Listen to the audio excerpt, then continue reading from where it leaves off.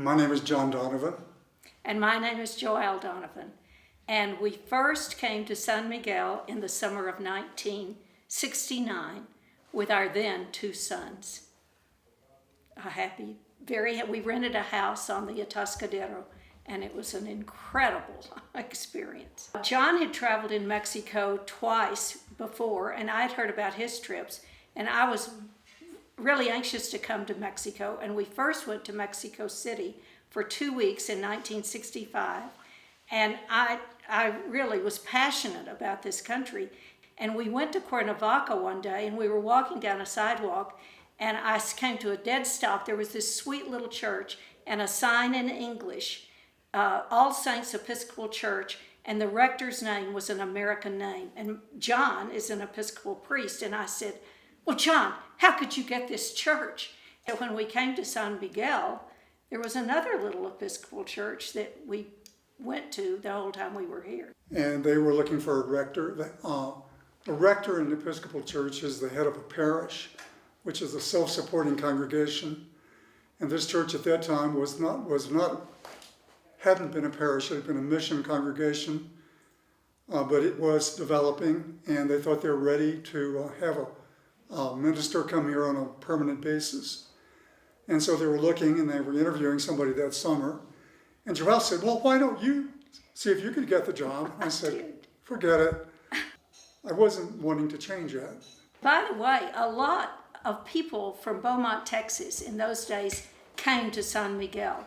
So one woman, knowing that we were interested, called me and said, "I've rented a house for the summer and I can only take it for 1 month. Do you want to take it for 1 month?" And that's how we happened to come. We drove down with both sets of our parents, kind of crazy. But when I look back on it, it was providential, because when we moved here, they had all seen it and they thought we were crazy, but they at least knew what drew us to San Miguel. With our parents and our 3 little boys. When we came, the church provided us housing, and so we lived at 43 San Francisco, and it was a rental house. But within 6 months, a house came on the market at 23 Aldama. It was owned by Jack and Lucille Wilkinson. A year later, my parents came down to visit, and Mother had fallen as madly in love with San Miguel as I had. And she decided she wanted to buy a house. And that's when she bought this house in 1972. And I'm going to tell you how much it was, because it was pretty amazing.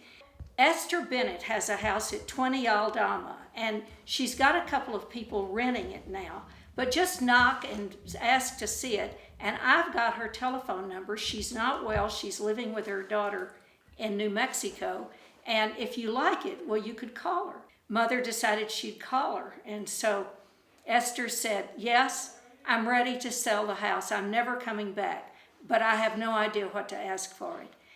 What would you want to give?"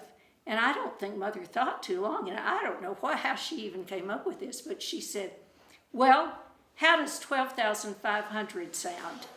And Esther Bennett immediately said, "It sounds just perfect." My first impressions of San Miguel were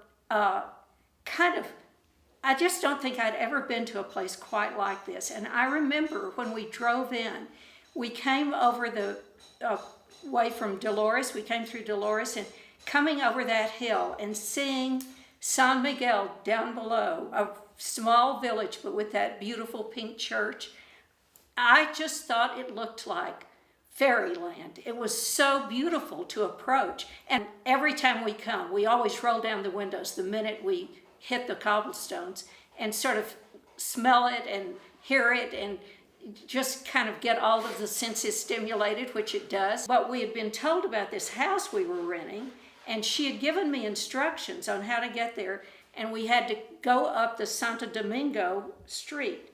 And she said, "Now when you're going up, you will say to John, if he's driving, 'This can't be right. This cannot possibly be right.'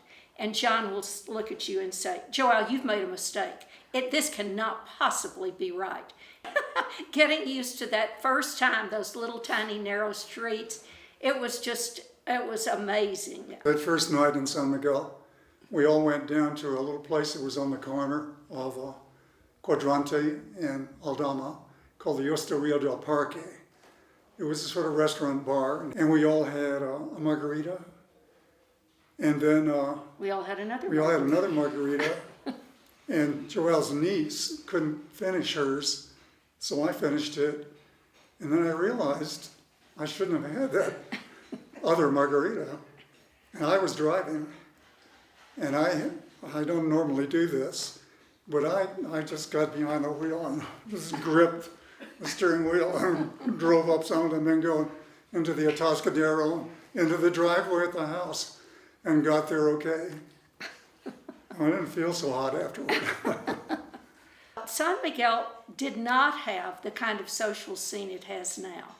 It was a much, there were cocktail parties at noonday. I mean, neither one of us could drink, or We couldn't work if we were going to couldn't work or take care of the children or anything else. Ladies in long dresses for those parties, long Mexican, bright-colored embroidered dresses. And so there was a social scene, but I guess what was different in a way was that the houses were much simpler. People who came then were mostly retirees, and they would buy a Mexican house like this one. They would not kind of raise the whole thing and build some huge mansion. And so settings were much simpler, and it seems to me just life was much simpler. If you wanted to go out to eat in those days, there were basically three places to go: the Hotel Atascadero, the San Francisco, and there was a restaurant called El Patio on Correo Street. And then Barbara Dobreganes had a little drugstore called La Botica where my sons could get a milkshake. But it just, you didn't go out to eat as much. We helped start the play readers, as a matter of fact. That was a big thing. And it was not just, it was wonderful as play readers and as the opportunity to see and hear new plays. We were very close to all the people that were working in the play readers then. George and Louise Massey were George in particular, the ones who really started the play readers. And of course, they've been gone from here for years. You've probably never heard of them. Did most people have cooks? I think that most people did. I don't think I did. Well, I did for a while until she got tired of cooking for a family and decided it was easier to cook for a couple. And then she left, and I never had another good cook. But I think most people did have cooks. As I did say, were retirees, and yet there were so many younger families that would come here. It was kind of during the end of the hippie era, and so people would come here that had kind of given up the American lifestyle and wanted a simpler lifestyle. A lot of families would come on sabbatical, and the father would have come to, he would have been a teacher at a university, and he would come here to write a symphony or an opera or a novel or whatever. Or paint. So there were, everybody that came that was young was into the arts in one way or another. And it always made me feel like, oh, I need to learn how to paint or write or something. Our oldest child went to the John F. Kennedy School in Querétaro, and there were 2 buses with 60 children that went to the John F. 30 Kennedy. in each bus. 30 in each bus, but 60 altogether, because that was the only bilingual school in town. Because there was no bilingual school in town, and our eldest son had to go to Querétaro, we helped start the Jose Vasconcelos School. That became another just whole social milieu for us, was working with the people. It was Tom and Madeline Horn and Sandy Jerez at the time. She later took her maiden name, Cassandra Webb, and Tony Jerez and Estelle Clapp and Don Fenton and Bill Stark. And that was we worked for about a year and a half to get it going, and then finally opened it. And got off to a rocky start. It got off to a very rocky start, but it's done well since. There was one member of the Jerez family that kind of would come to some of the things we did. Yo-Yo, was it? Oh yeah, Yo-Yo Jerez. And actually Tony, who was American and married to Dr. Luis Jerez, and they would often come.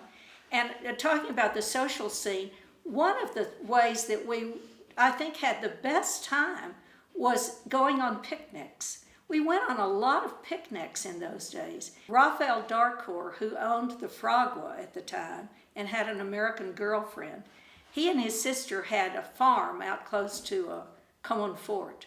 And almost once a month, there would be a big gathering out there.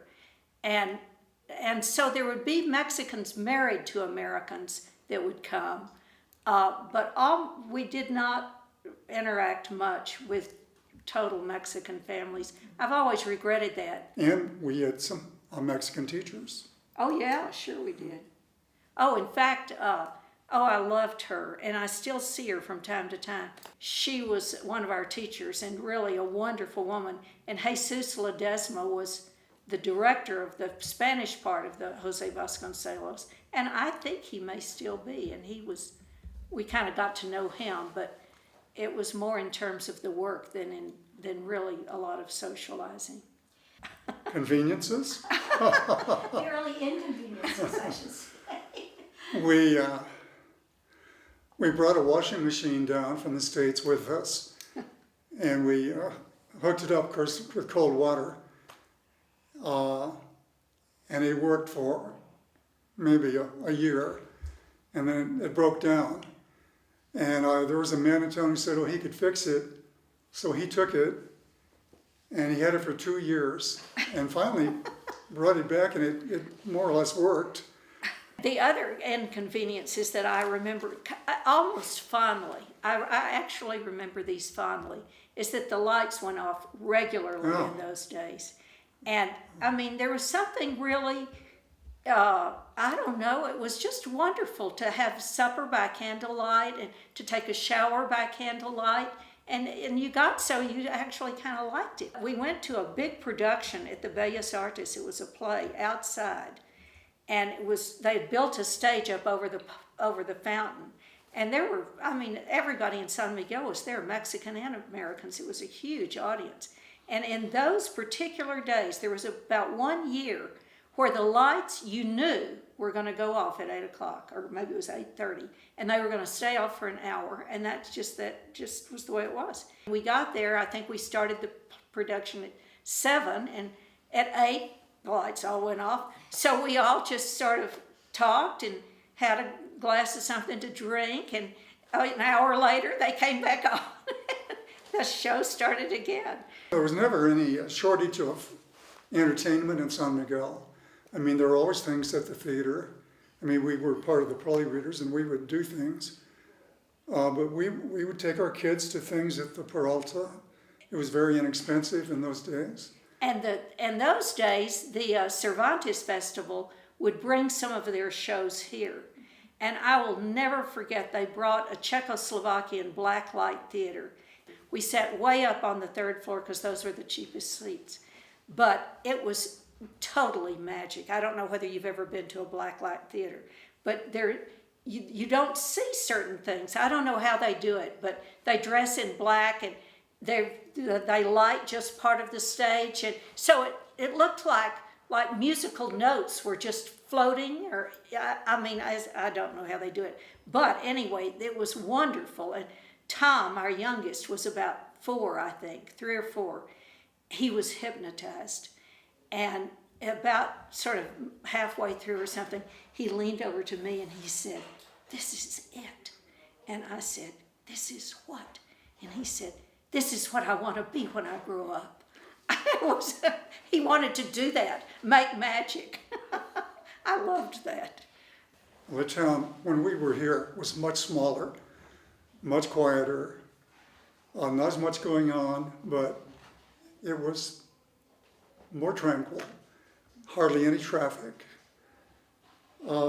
And, now there's a lot more to do. There are a lot more hotels, a lot more restaurants, a lot more people.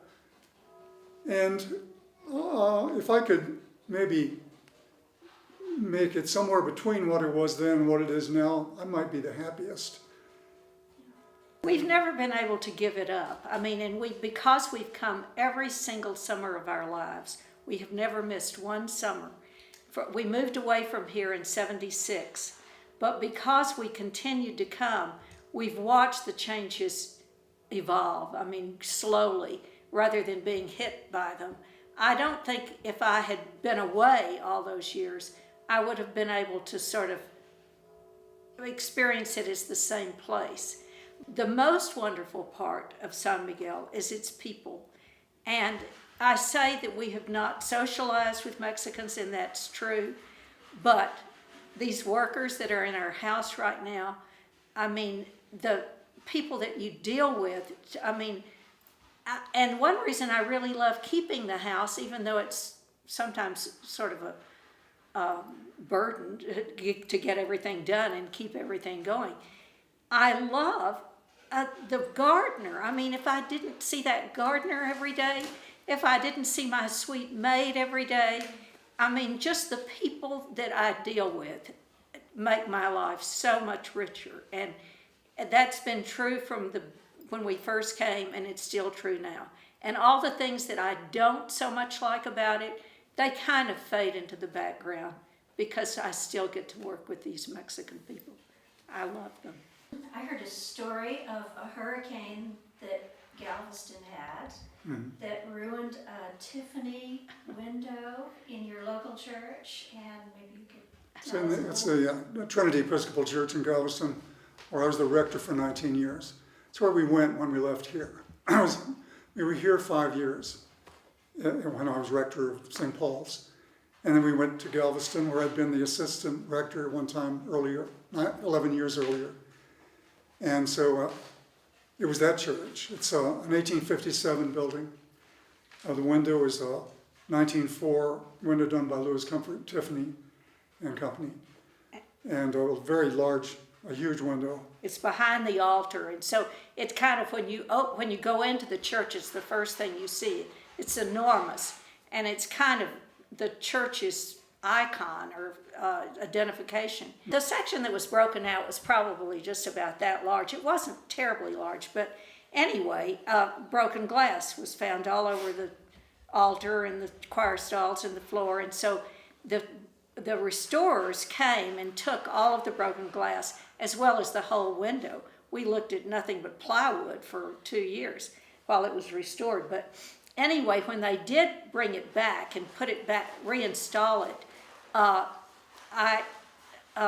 one of the men who had done the restoration spoke to the church during a Sunday service and said that he had brought back some of the broken shards. He had used some of them, but he couldn't use all of them. He had to have some of the glass remade, but he had brought back 3 small crates of this broken glass.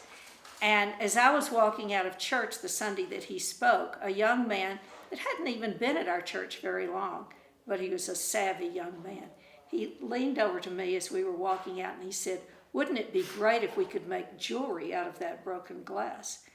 Well, click. I mean, I thought that was the most brilliant thing I'd ever heard.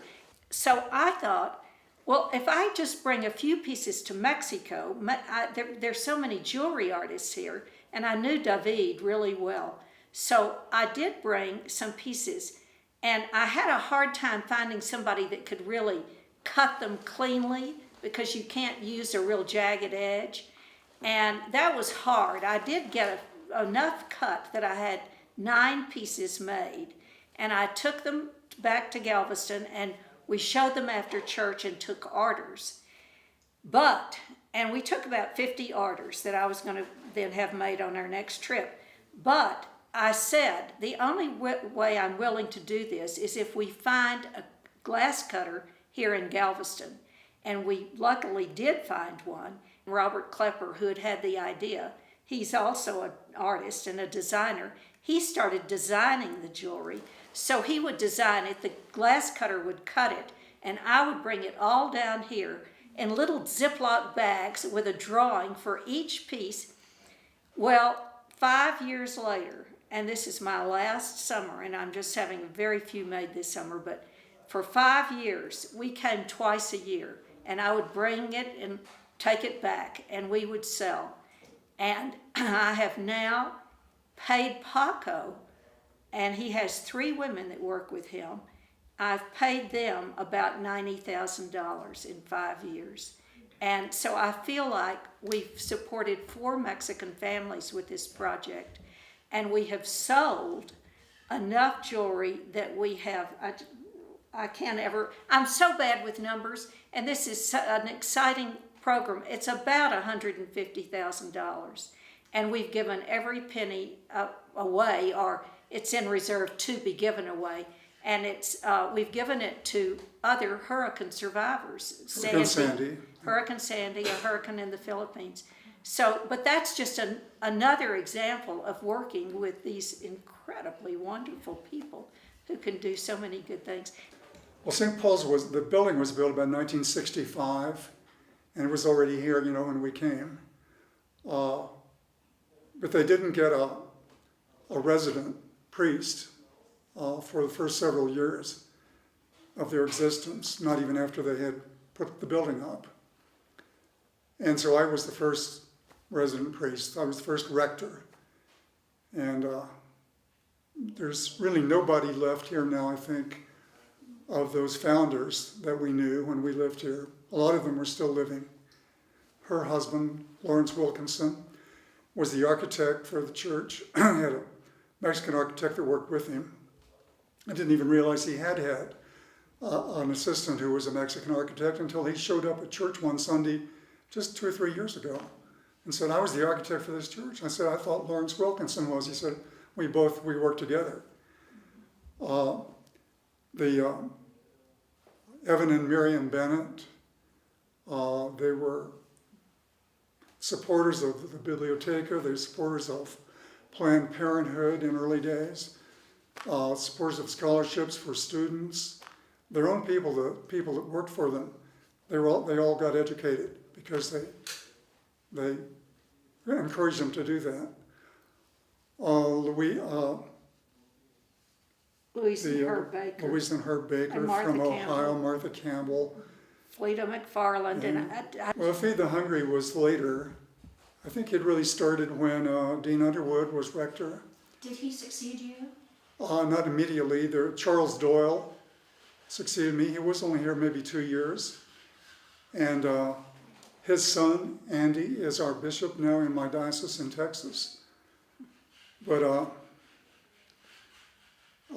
and I would say the outreach that St. Paul's had when we were here. well, I was going to Yeah, well, go ahead. Well, just the women of the church were the ones primarily that did it.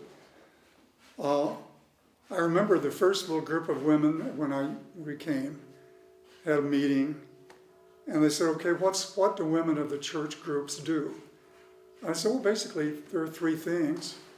One is prayer or spiritual things. Study is another. Outreach is another." Well, they weren't interested in prayer or study. They were interested in outreach. Gladys Shook was one of the main spark plugs. And at that time, they were here just in the winter and lived across the street from us before they built their big house. But anyway, so I think they devised a program. They would have money-raising things, and the money would go to buy groceries for the orphanage up here on Sollano. And that's what was done all the time I was here. And the first thing they did was progressive dinners. They'd start at one house for hors d'oeuvres and drinks, next house for the main course, and a third house for dessert. And they did very well. And then when they got a little tired of that, I guess, they started having consignment sales. People in town who had things they wanted to sell would have this group take them, and then they would put on periodically a big sale. And they kept raising enough money to keep buying their groceries for the orphanage. But there was another outreach that I just loved because it got us out into the country. And that was they asked the bishop, who was this wonderful, small Tarascan Indian man named Lupe Salcedo. He and his wife family lived in Mexico City. Anyway, he would come from time to time, and they asked Lupe what were some things that were needed in the diocese. And so the bishop Well, that's true. arranged for us to have these field trips to, there was one little village called Umini, I think in the state of either Hidalgo or Mexico. I think Hidalgo. And another place called I can't remember. It's the name of a, Well, anyway, we would meet the bishop. He would give us directions, and there would be maybe 30 of us that would go. And it was to see, they were called internados, and they were places for teenagers who lived in tiny little villages all over the countryside to come into a larger village, still not a big town, and they would live there. There would be dormitories, and there was a girls' dormitory in one town and a boys' dormitory in the other town. And he said, if you would like to sponsor doing projects in these places, they always need something. So we built a bathroom in the girls' dorm, and drilled a well. I think. drilled a well, and that was sort of an ongoing project, was taking care of those places where the kids, and we would always be served a meal when we went on these field trips, and it was always just lovely. And so the women that took care of these internados, these dormitories for kids, were so, they were real with it. I mean, they were, it was nice. When we lived here, there were, this was already an art center, and there were quite a few really good working artists here. Among them, ones that were really well known were Jim Pinto, Leonard and Brooks. Leonard Brooks, and Fred Samuelson. yeah, Fred Samuelson. Fred Taylor. Yeah, Fred Taylor was Canadian, lived up where Barbara Porter lives now. And somebody Wilson. York Wilson. York Wilson There from were Canada. Quite a few Canadians. And I have to say that Fred Taylor asked me if he could paint my portrait. Well, I was very flattered and, honored. And I said, well, yes, I'd be flattered. So I went up to his house every day for, I don't know, maybe 2 weeks. And on the last sitting, he said, well, I'm sure you'd like to see it. And I said, well, yes, I would like to. So he showed it to me, and he thanked me, and that was that. And I never saw the painting again. And this was years after the painting had been done. I ran into Finn, and she said, Joal, I was cleaning out a bunch of Fred's old paintings the other day, and I came across a portrait of you. I don't know whether I kept it or tossed it, but if I kept it, would you like it? And I said, well, yeah, sure. So I saw her right before we left, and she said, I'm sorry, I didn't find it. I really regret that I didn't find it. But the next year we came back, and I ran into her, and she said, guess what? I found your portrait, so I now have the portrait done by Fred Taylor. And I have to tell you one story before I forget. It's on my mind. And it's what San Miguel was like in the beginning. Maybe not even San Miguel, but Mexico. And I still don't believe this, but it happened. Joal Donovan, everybody says Mexican postal system is awful. Joal Donovan got a letter addressed to Joal Donovan, Mexico. When we lived here. I just loved that. It's unbelievable. Anyway, I can't think of any other big stories, I guess, but I'm sure once I sit down and think about it, I'll think, oh, I wish I'd told them that. This was marvelous. Thank We were, you.